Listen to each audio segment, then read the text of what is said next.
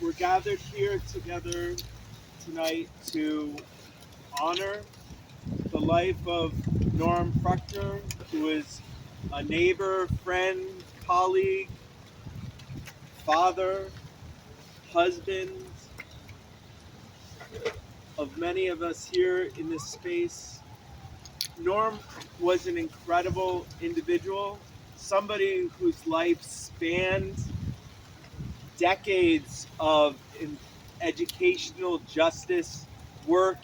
He was a member of CORE, the Congress of Racial Equity. He was a member of the Students for Democratic Society. He was a founding member and director at NYU. Um,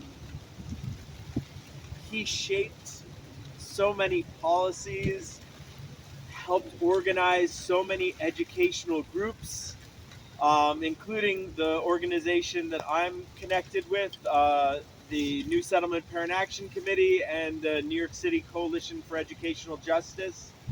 And also, we're here gathered today because Norm's family and Norm's son have experienced one of the worst tragedies that any family could experience in New York City, and that is they've lost both their parents to irresponsible drivers and car crashes. And this is something that unfortunately is not an unknown situation in this city. So we're here to share our thoughts and our memories of Norm, but we're also here today joined with our local electeds, our state and city officials to call for safer streets and safer spaces for our families, for our children, for our elders. So without further ado, I would like to pass the mic over to Lev, Norm's son.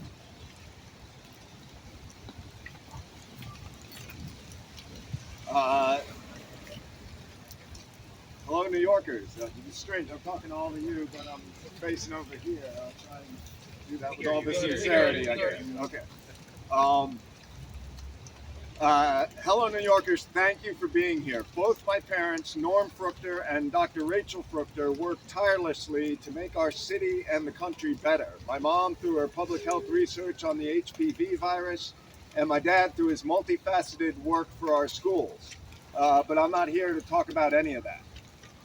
No family should have to experience this. Both parents killed, lives brutally chopped off by drivers thinking of their own momentary convenience. 25 years apart, my mom and dad were cut down in the same savage manner, struck from behind by a massive moving metal, just helpless flesh and blood. Probability alone is supposed to guard against something like that. But it's not like they were each killed by pianos falling on them 25 years apart. Right? The situations of both scenes, make it clear that they were killed by dangerous drivers. Okay, a small percentage of drivers who in 2021 were responsible for 59% of the pedestrian and bicyclist deaths in New York City. On the same day that my father died, Margie Salter was killed in a hit and run while crossing her Brooklyn Street, and her daughter, Priscilla Wells, was killed by a driver while crossing Eastern Parkway 10 years before. Let's take a moment right now to recognize another family's pain.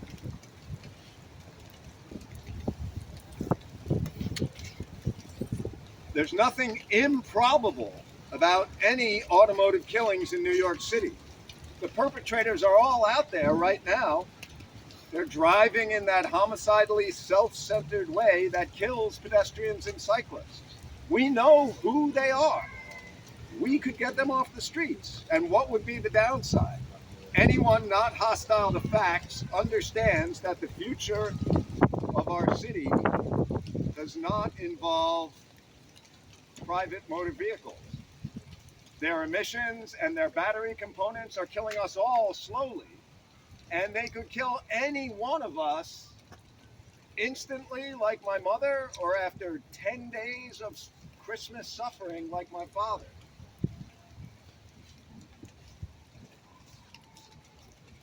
Ultimately, every one of us should be so lucky to bury our parents, however they die. That's the natural order of things. But there are people here who have lost children to the same killers. And just take a second to think about that.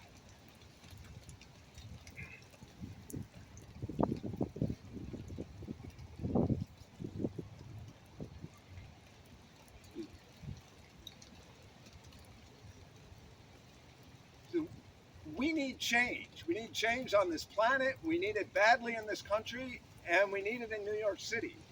And I'd like to thank Transportation Alternatives and Families for Safe Streets for making it so unmistakably clear what that change is.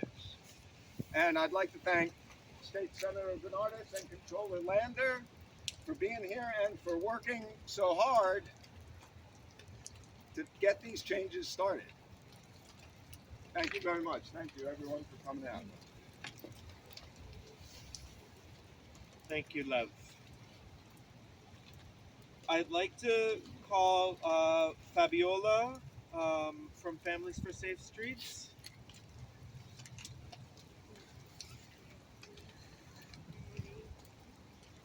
I I don't know how to start. This is, I'm just tired, or you know, say I'm sorry to families every single time. I feel like we know what to do. We have the tools to design the streets. We need to make sure that our families, our kids are safe. Uh, my name is Fabiola Mengueta Cuapio. I'm a member of Families for Safe Streets. I lost my son Brian when he was 5. He was born and raised in Queens, New York. Um, I want to say that I give my condolences to the family. I'm so sorry that this happened to you. We need definitely the complete streets. We need the streets, to walk, to buy. We need our streets back for people. The city council district where this crash happened is the top half of most dangerous district for traffic fatalities. Out of 51 when it comes to injuries. Um, Last year, the city failed to meet its legal mandate for building protect bike lanes and bus lanes. At the city level, I think we need the administration and DOT to do more and to do fast to complete the projects. And in Albany, we have the complete street maintenance bill. This bill will definitely change the street law. It passed in the state senate in 2022, and it must get through Albany in the assembly, and we need to pass this to law in 2023. And we need all of you, all of New Yorkers. We are tired. We can't even walk in the streets with our kids.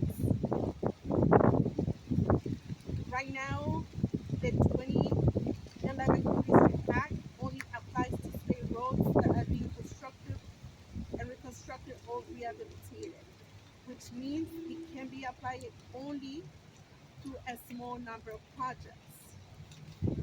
And the complete street ordinance bill will lower the current size peephole for clients going forward.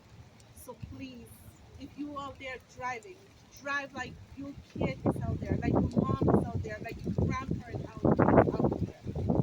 And I just want to say thank you to the city or council member Justin Brennan for being here. I want to thank our leader who is with Families for Safe Streets always, and at the Coalition Alternatives, State Senator Andrew Bernardes, and also another ally, Brad Lander, for being here.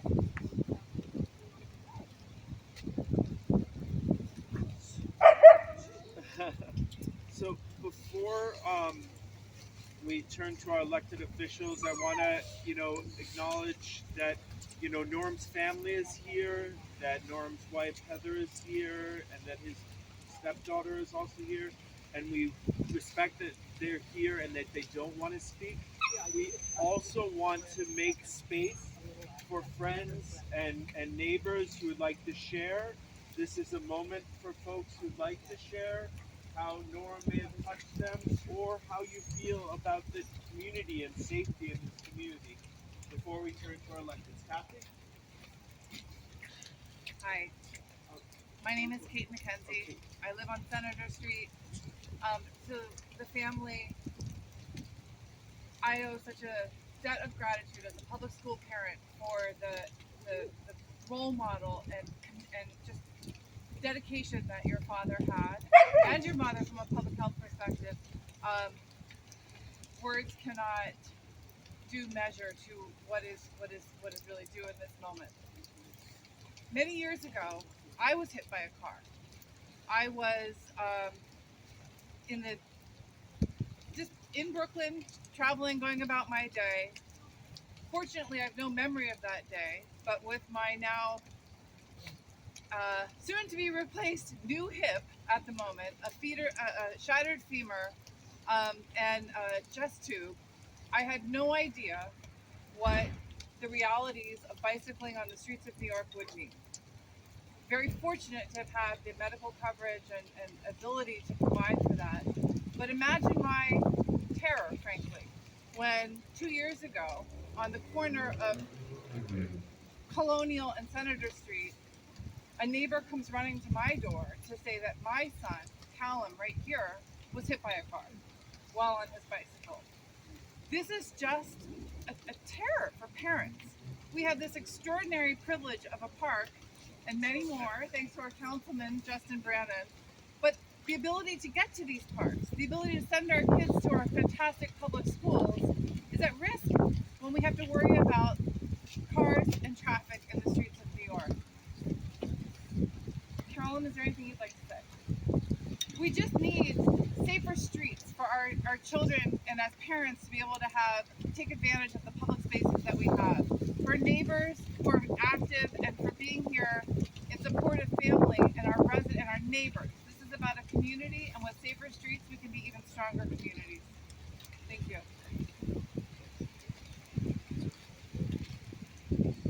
I'm going to make space for our controller because he needs to leave shortly. I've been at more vigils for people who were killed by traffic violence than I can count. But most of the times, though I have deep compassion for the families and their grief, they're not people that I knew, certainly not people that I've known deeply and for a long time. But Lev and Heather and Lev's daughter, Norm's granddaughter Zoe, and my son Marek went to pre-K and grew up and went to elementary school together. So this is a family whose beauty and fight and smarts and humor and contribution and love I have seen up close and personally, and I really have deep love and admiration for Norm's life, and I am so angry about the way that he was taken. Though we'll find other times to celebrate his contributions because that needs more time and space than we can have in the rain. And I do want to make clear, Norm's life, we're gonna celebrate it and honor those contributions. But I would just say, as someone whose kid went to both kids went to District 15 from pre-K to all the way up. Norm's fierce leadership with the Children of the Rainbow curriculum, making the community school District 15 what it could be, and then leading the fight for educational justice and civil rights in our schools, and giving that vision of schools that could serve all the diverse kids of this city well and compassionately, inspired a generation of education activists across this city. And I just feel like a personal debt of gratitude as a parent and as someone who thinks of him as a mentor, a very personal, just love and admiration. And having that stolen is just heartbreaking. Um, but to have to stand one more time here, and then with a family with Lev, who loses both his parents to traffic violence, we just have to do more. We just had this death of a 37-year-old mom in Park Slope, killed while she was riding her bike by a truck. And in that case, we had lost a 1-year-old and a 4-year-old and their mom just about 5 years ago. I fought like hell to get the bike lane extended and make 9th Street safe, and then just beyond where we were able to get it extended to, another mom lost. It's just too much. So, but I guess I do want to leave with this little bit of hopefulness, because as brutal as Rachel's loss was at a much younger age, it inspired a movement to get cars out of Prospect Park. And as a result of the organizing, cars are out of Prospect Park. And you know what? We never needed them there.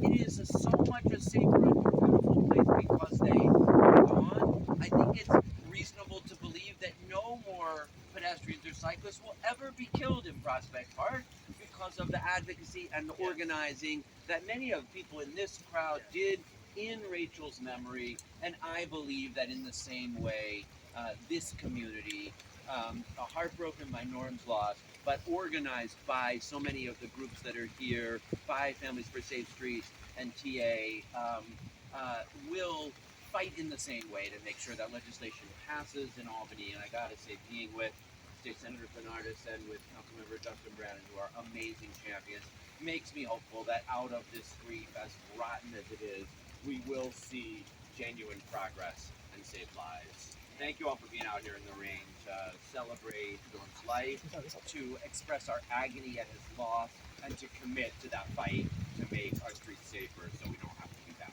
again. Thank you.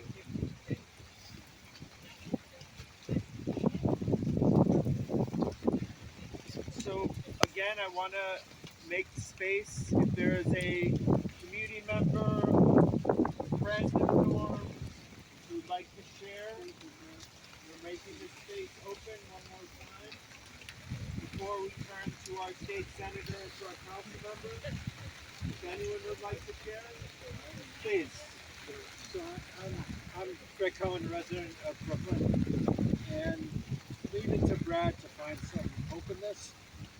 I first met Norm as a parent organizing in District 15 because I wanted my child to go to diverse schools that reflected equity, and I admired the way he worked from the grassroots to create what became the New Vision schools and demonstrate that alternatives could be created through parents and community groups. And that inspired me to get involved in education reform. And sure enough, Norm came back to advise me and ultimately fund my project. I haven't seen him in 20 years, but I'm here today partly because I'm a 40-year TA member, and I'm the one who's always on the bike going past you. And I recently became a first-time grandparent, and my hope is, I know that child will go to District 15 schools, and my hope is she'll be safe as a bike rider as she grows up too. So I just came to express that hope and sense of solidarity with Norm's incredible work, and express my sympathy to his family. So as the rain is picking up, I think unless there's anyone who else wants to speak, I think we'll turn it over to either our street senator or the council member. I don't want to. Good evening, everyone. I'm State Senator Andrew Janardis, and I'm here with a heavy heart because for a couple of reasons. Yet again, we find ourselves gathered at a site where someone was taken from us because of traffic violence. Um, and that in of itself is just a terrible reason to be here. My heart's also heavy because I knew Norm, not that well, but I knew his work. I was introduced to him by a dear friend of mine, and I admired the work he did for civil rights and education. Um, and on that basis alone, my heart is heavy. I have a heavy heart because I live 2 blocks from here. This is the playground where my wife and I bring our 2-year-old son to play every day when it's not raining. We walk these streets every single day. We know that so many of our streets are unsafe, and we put our life in our hands every time we try to cross the street. Every time we try to come to a park to recreate and have fun, and give our son a chance to go on a swing or go down a slide. My heart's heavy because my own family has been affected by traffic violence. My grandmother lost her 12-year-old daughter to a traffic crash way before I was even a thought. But the pain of her loss still sits with our family to this day. And I can't tell you, maybe it's because I come to so many of these, sadly, I wake up at night, nightmares, thinking that one day it's going to happen to my own family again too. And no one should have to think like that. This is not, we are a civilized people, we are a civilized society. There's no reason why we should have to live in fear of crossing the street out of a park, out of a green space, to walk 100 feet to our home. There's no reason for this in this day and age. There's no reason for this in this city. And we know exactly what we have to do. We know exactly how to do it. We just seem to be lacking the will. And that's what pains me the most about being here yet again, is that for some reason we seem to still be lacking the will. We know that we have to crack down on recidivist drivers who are contributing the greatest number of injuries and fatalities in traffic crashes. We know we have to redesign our streets and fund the redesign of streets so that we can actually have safe routes to schools, safe routes to parks, safe routes to our stores, safe routes everywhere. We know what's possible. We know what we have to do. We just need the will to do it. And so I'm here yet again as a friend and a neighbor, and also someone in a position to try to do something, to recommit myself to making sure that we live in a city and we live in a neighborhood, we live in a country, frankly, where no one has to live in fear of crossing the street. Not a senior or a parent or a pedestrian of any age, or a cyclist of any age for that matter. And I just want to thank everyone for being out here. My heart breaks for Norm's family. I can't even begin to understand the depth of loss you're all feeling. And just know that this whole community is standing with you. And in his name, as in the name of everyone else that we walk in our streets, that we will continue to do the work we have to do to push and push and push until our streets are safe for all. Thank you.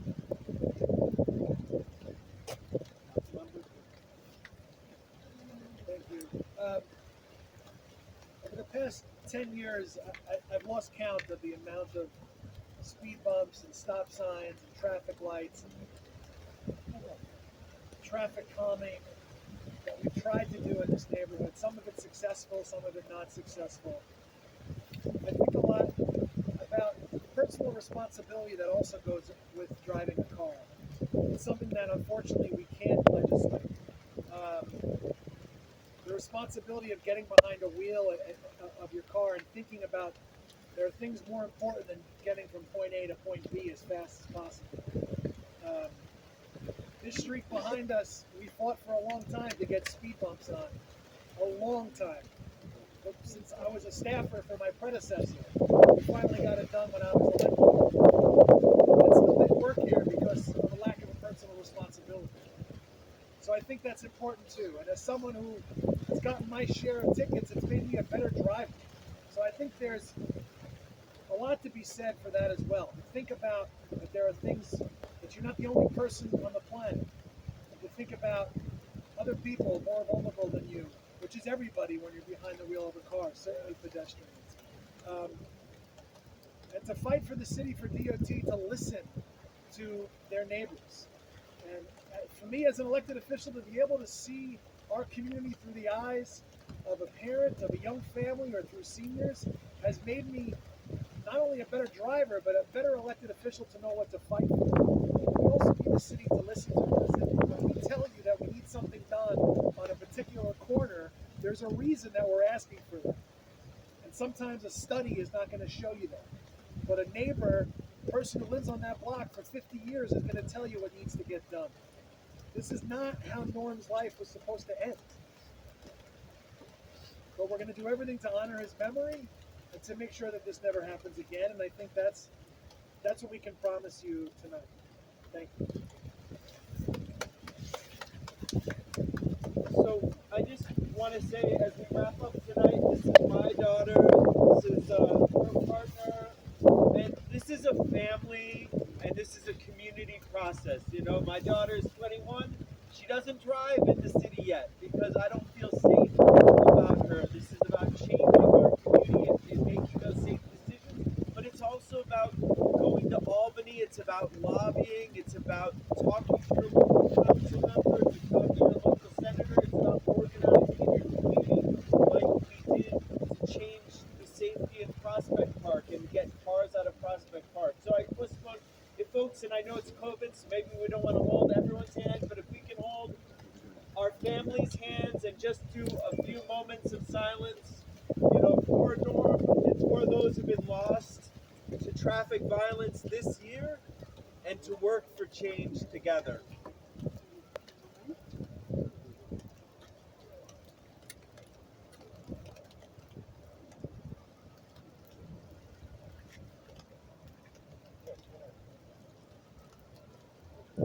Thank you.